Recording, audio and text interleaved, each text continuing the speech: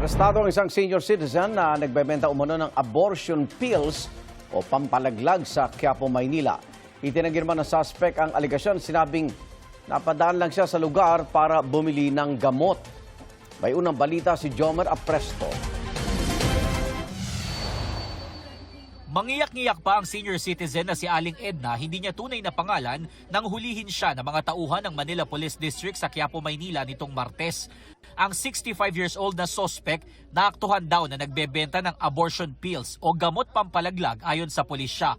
Sa bypass video, may kita ang target na itinuturo pa sa pulis na nagpanggap na buyer kung paano ang tamang paggamit ng gamot. Nakuhanan po natin siya ng 5 blister pack na naglalaman po nung abortion pills. So isang blister pack po, meron pong lamang 10 tablet. Lumalabas sa investigasyon na ibinebenta ng sospek ang kada banig ng abortion pills sa halagang 3,500 pesos.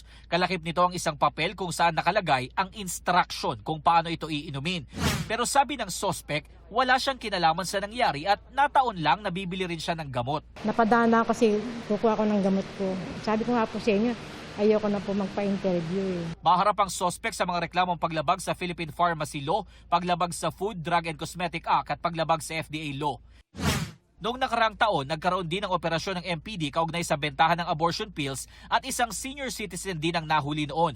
Ang supplier daw noon ng gamot, isang foreigner na may asawang Pinay na tukoy na ang pagkakakilanlan.